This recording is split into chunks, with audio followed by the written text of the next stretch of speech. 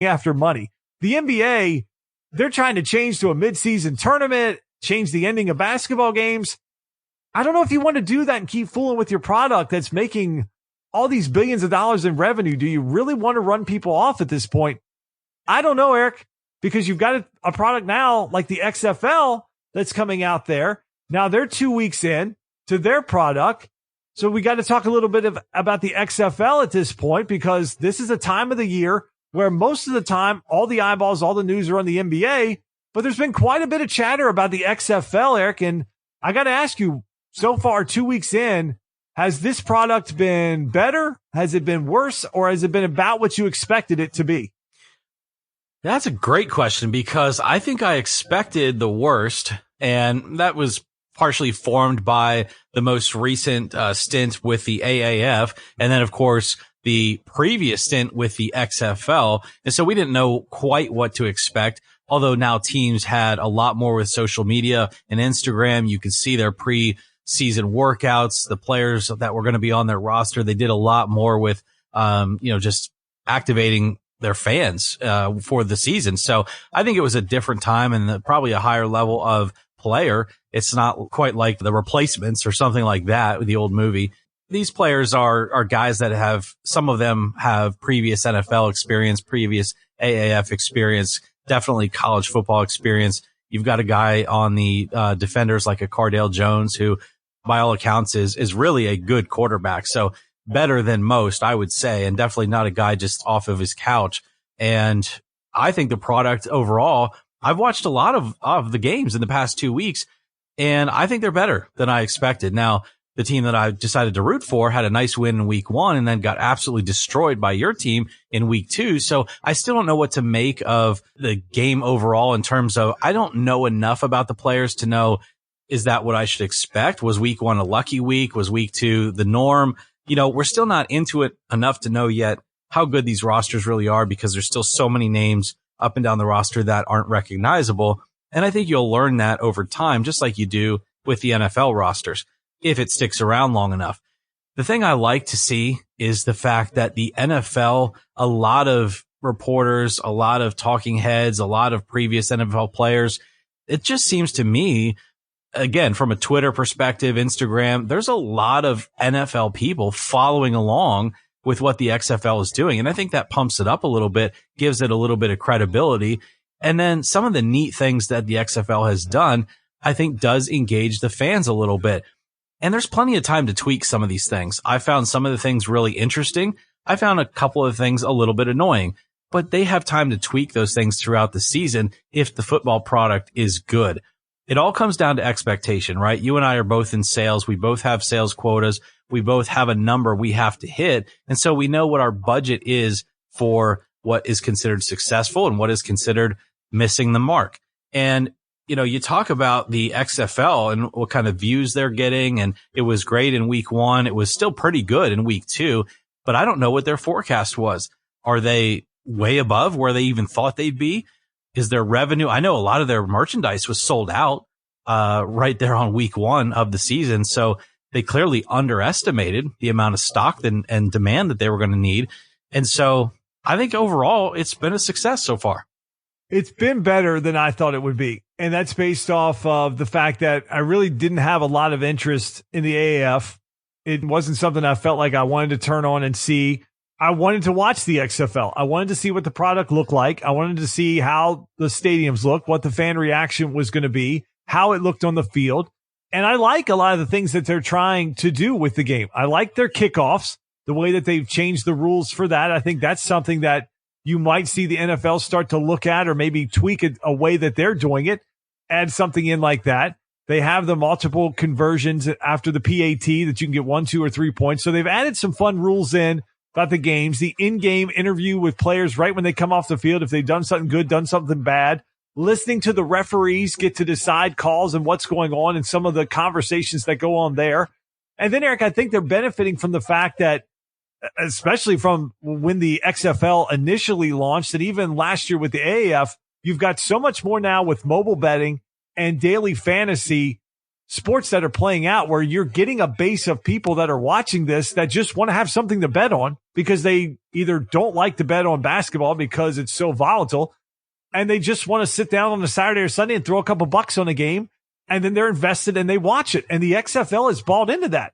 Right on their graphics, they tell you what the point spread is and what the over-under is. We have never, ever seen that in an NFL game or any other major sports league.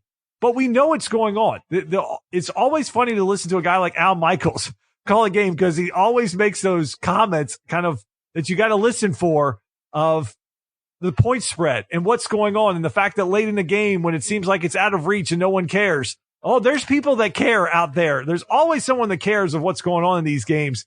And that's a big part of the fan base. And the fact the XFL has embraced that versus hiding from it, I think, Eric, can only benefit them. I even saw for week 2, FanDuel was up 45% in their betting on the XFL from week 1 to week 2. So there's clearly people that are invested in watching this for other reasons than just the football product.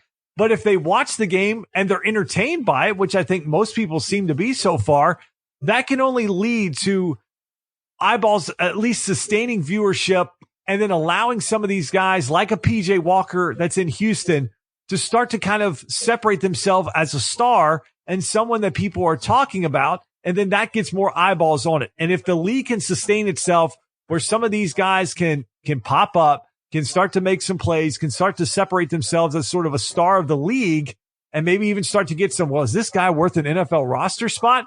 People start to tune in just to see that. That's what's going to help fuel this league. So if they can just last and survive and build those type of storylines, along with building up the fan bases around these teams who are like, well, what else are we going to do? The tickets are priced at a point where we can take our family out too. There's fun stuff going on. It's a quicker game, or they're trying to speed it up at least. Why not? So I think, Eric, the product that they're trying and what they're trying to do, I like all those things. And I think they're in a much better position to be successful than really anything that we've seen come along really ever at this point. Yeah, and I think the thing I like about it, just to conclude on the XFL, is the fact that they aren't trying to compete with the NFL. It's at a completely different time of year, right after the Super Bowl. Yeah. You still have that football momentum. And so there's no reason you can't like both, which is a smart marketing decision. They aren't trying to take market share away from the NFL. That would be stupid because you don't have the players, you don't have the superstars, but they aren't trying to do that. They're trying to give you an also product. And I think I'm totally fine with that. And what I'd like to see is I'd actually like to see them be profitable this year. It doesn't have to be a lot of profit, but I'd like to see them be profitable so that they continue and have a second year, because I think that makes a huge difference. The original XFL, the AAF, they never got past a point where they could say, okay, here's what we did right. Here's what we did wrong. Let's look at these things. And the XFL now has smart business minds, with luck in there and guys that know what they're looking at. I think gives them time, if they're profitable, to look at it for next year and make those changes. I'd like to see that happen, because I would like to see some of these guys who are second or third stringers, I'll say more third and fourth stringers in the NFL, and guys who don't get drafted super high out of college, maybe move to the XFL. And the XFL might become a time where you're developing your skills, you're getting yourself better, and then it might be a feeder to the NFL. And it's just sort of a cycle that serves itself, and you have better products on both sides. So I would hope that they are profitable this year so that it can continue.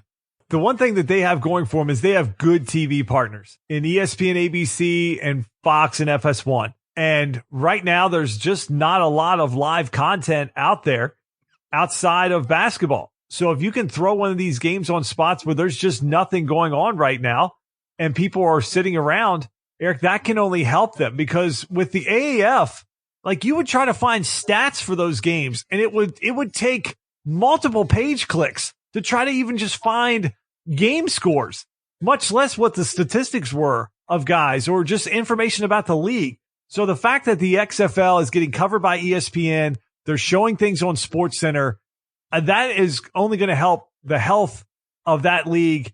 And I think it'll be interesting this year to just see how they grow and see how the media covers them, see how the fan reaction is to that. And maybe Major League Baseball can learn how good PR looks, specifically the Houston Astros, maybe how they can look at what good PR looks like. Eric, in a story that just will not go away, because of how this is being managed.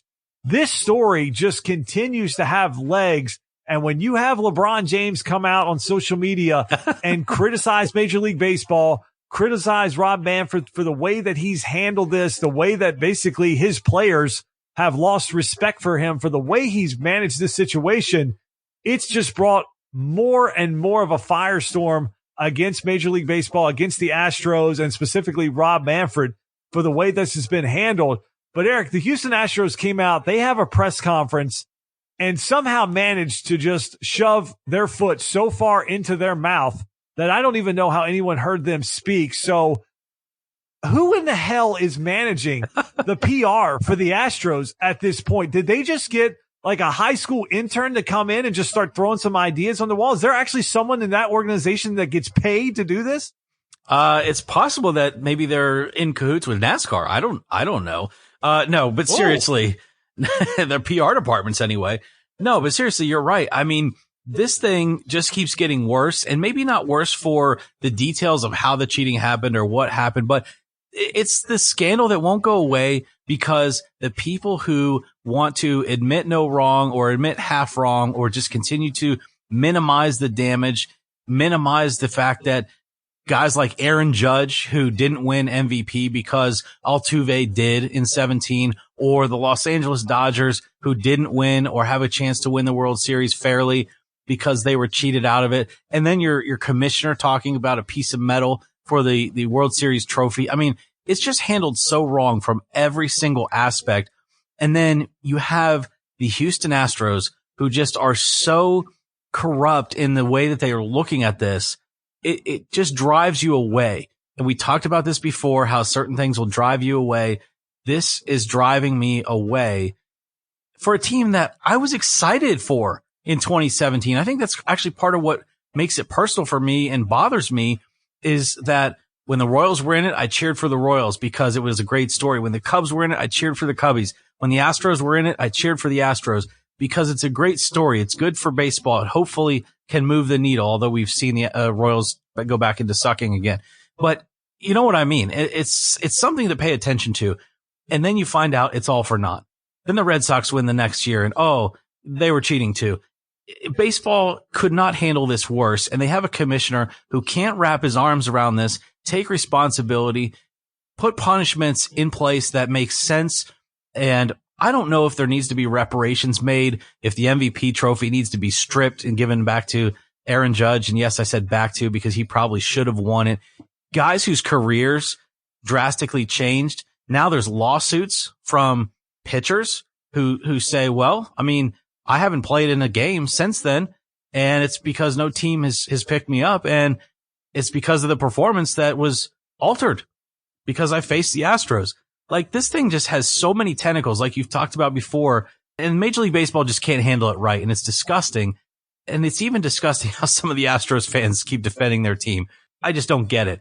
I'm actually surprised, on another note, that you didn't text me this week and go, hey, would your boy LeBron just shut up and just keep his mind on basketball? But it's interesting because although I don't really care what LeBron thinks about Major League Baseball or any other sport, I do think it's interesting that your other athletes in your other sports think this is a joke too, whether it's LeBron or other people. It's absolutely a joke because it's not right.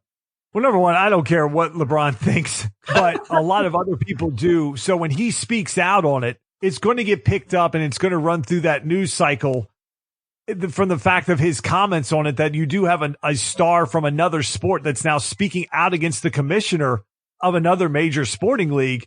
That just picks this story up. But Eric, this is all out there. All right. The Astros have been punished. Why are you still hiding stuff? Just throw it all on the table at this point. Everybody thinks you're a cheater. Everybody thinks you're a scum of the earth organization. People think you're worse than the Patriots. That's how low people think of the Astros at this point. So don't come out and act out of this. Well, we're just moving past this at this point. You can't do that when this story continues to just drip and drab out and drag on and come back into the news cycle about how this was all going on behind the scenes.